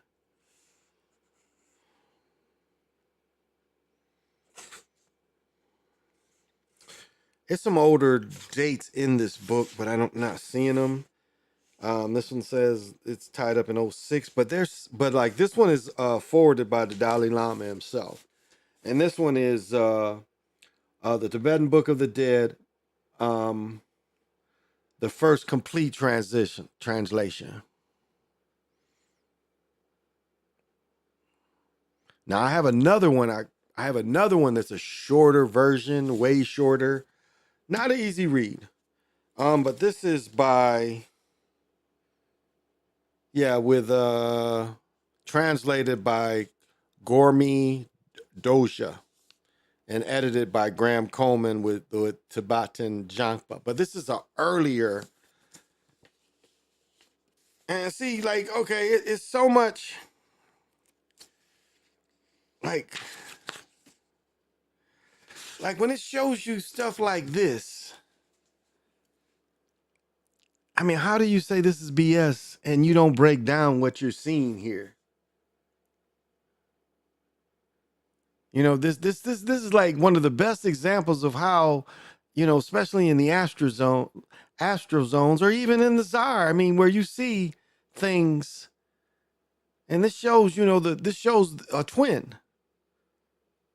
It shows both sides, the female and the male element of the being, and these are wrathful deities. But again, it shows you it's a female and a male aspect. If you can really catch that. The female and the male aspect of the wrathful deities. But you learn, and that's where the book of the Egyptian Book of the Dead tells you. You try to you learn how to make unagreeable agreeable.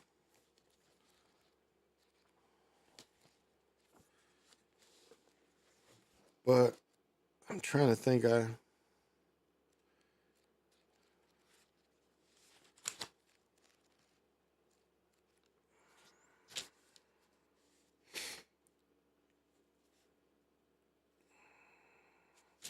mean, just to give you an example, this is early in the book, and it just gives you, say, common preliminary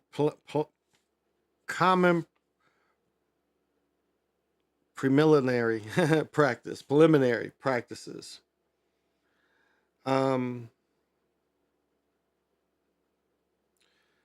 It just says, are you obvious to the suffering of birth, old age, and sickness and death? There's no guarantee that you will survive even past this day. The time has come for you to develop a perseverance practice.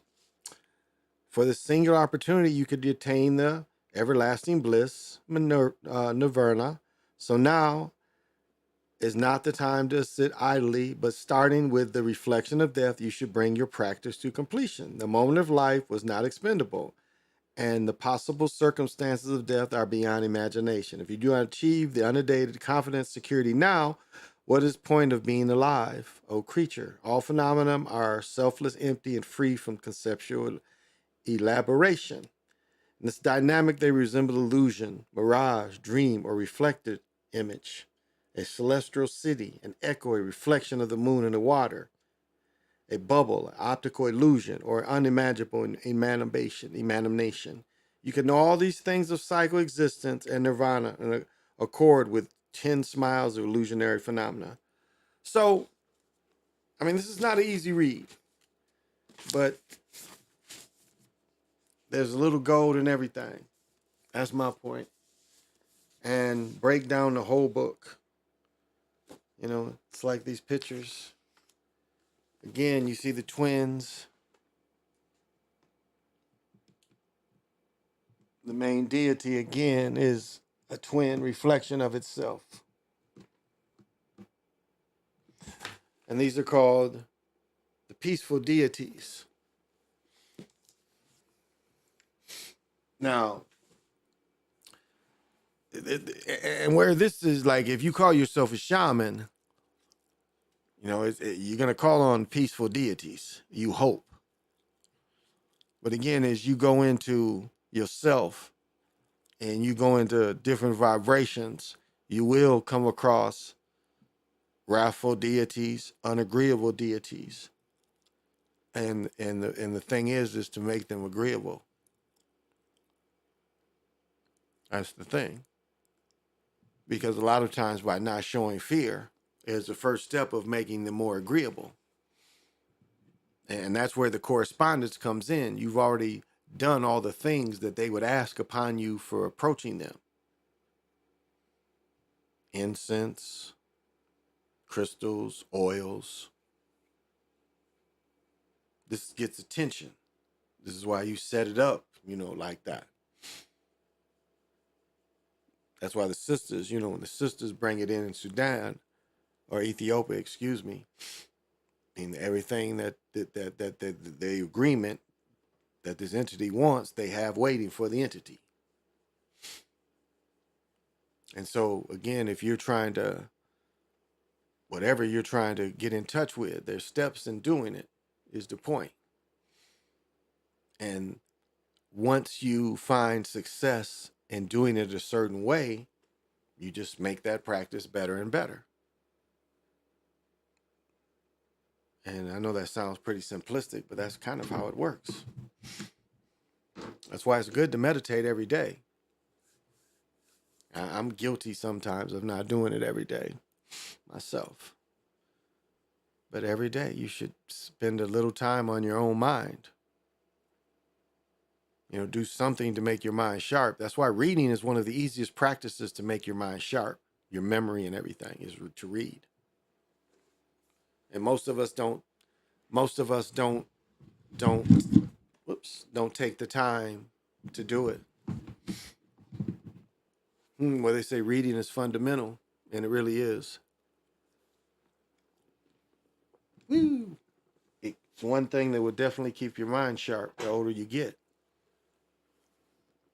And so it really doesn't matter how you read. Because many of us, again, you can read on this thing here. There's a lot that you can read. But read. Make sure you go through the words. Comprehend what you've read. So, but I do got to go. Did I make it to 2 hours? I made it to 2 hours. So I gave 2 hours. I can't do no more. Shit, bro, I'm trying to make me some money. Nigga get mad. Say, motherfucker, what you mean you ain't gonna let me in this funky joint? Well, thank you, everybody. Till we meet again, say less. I'll be on around after the game tomorrow. After the Laker victory, look for me between around midnight after the Laker victory, because that game going in kind of late. So we'll see you. Till we meet again, say less. Ooh.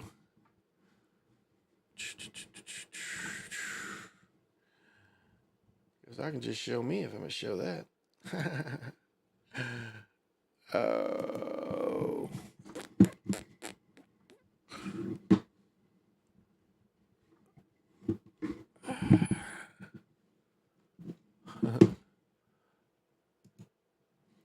All right. I didn't kill it, did I? No. All right. Oh.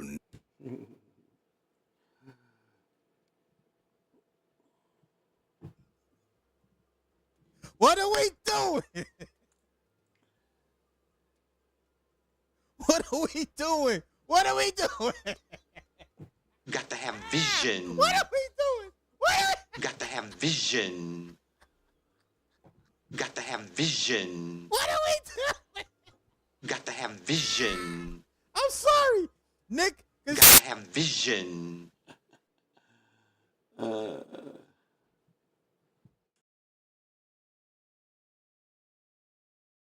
For what he has, he says that the only way that we can solve our problem is to unite together among ourselves, among our own kind, clean ourselves up, rid ourselves of the evils that we've become addicted to here in this society, and try and...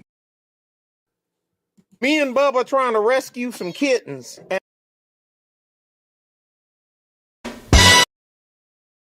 What?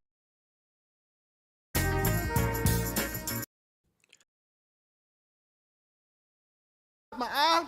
Plus, I'm in love with a bitch I can't stand. I've seen a lot of black guys, Nipsey, but you're overdoing it. Group of you together, you never can tell who's who. Yes, he destroy black boys. If you destroy him as a boy, he'll never become a man. You don't understand.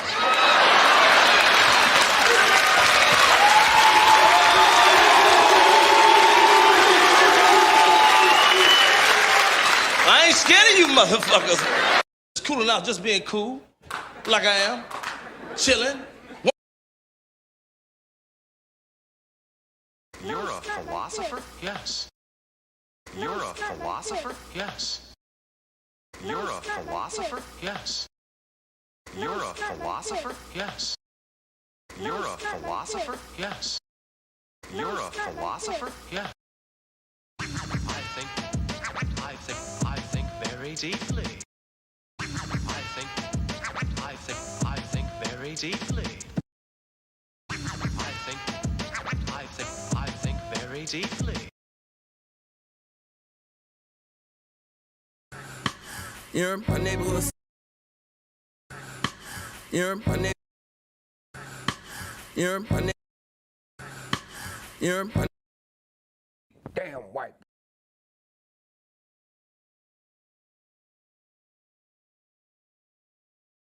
Baby, I'm a walking dead man, is what they call me when I come. Baby, I'm a walking dead man, is what they call me when I come. I hit the loot juice, it pulls up in the.